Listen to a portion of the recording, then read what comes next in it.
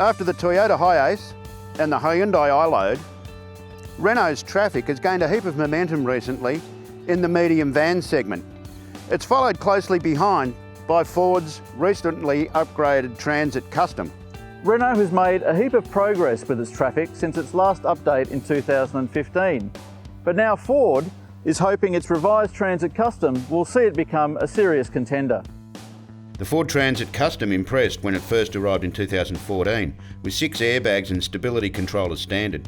Add to that a lengthy features list and near passenger car comfort, it deserved to shift the category up a gear. However, it only came with a manual gearbox, and that put the brakes on its sales, which is why this last update comes with an optional 6-speed auto. The Trafic, however, has done extremely well in recent years, and it too was only available with a 6-speed manual. It accounted for 953 sales over the first half of this year versus 606 for the Ford. Will the new auto see the Ford reel in its next nearest competitor? We pitted the two head-to-head to find out. Both models are powered by 4-cylinder turbo diesels, the Trafic with a 1.6 litre twin-turbo unit good for 103 kilowatts and 340 newton metres, the Transit Custom with a 2-litre single-turbo engine that puts out 96 kilowatts and 400 newton metres. On test is the short wheelbase version of each. So here we are, we're in the Ford Transit Custom. We've loaded up with 650 kg in the back. It's about half of its payload, probably a little bit more than half its payload. The new 2-litre Eco Blue engine, in this case, has made it to the 6-speed automatic gearbox, which seems like a really good match. We're hauling up Mount Macedon here in Victoria, and it's doing it pretty effortlessly, to be honest.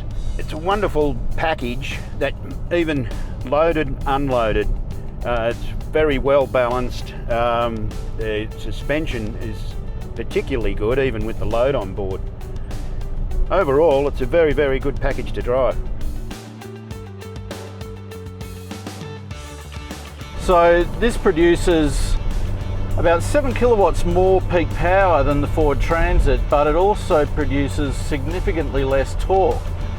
Thing is, this has got a manual transmission, and it really doesn't seem like it loses out to the Ford at all. In fact, if anything, it feels like it's got quite a bit more poke.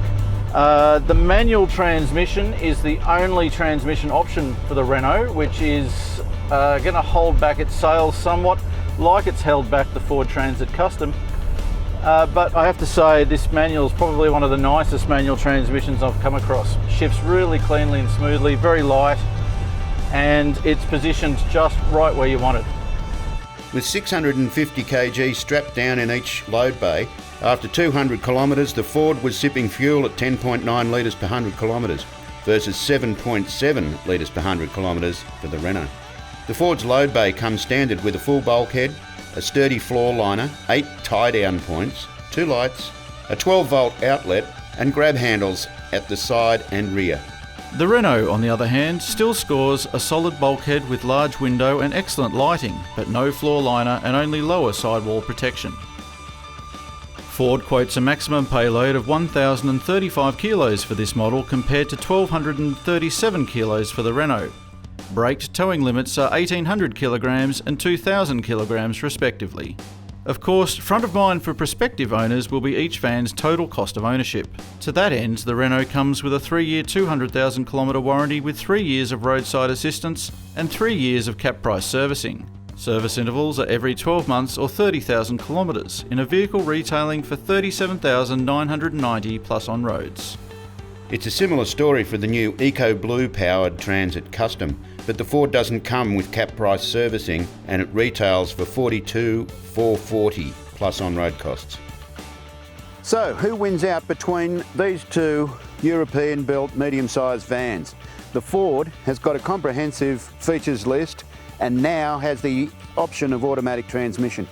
The Renault is manual only, but it wins out on purchase price, cap price servicing and the backing of Renault Australia's Pro Plus network of LCV specialist dealers.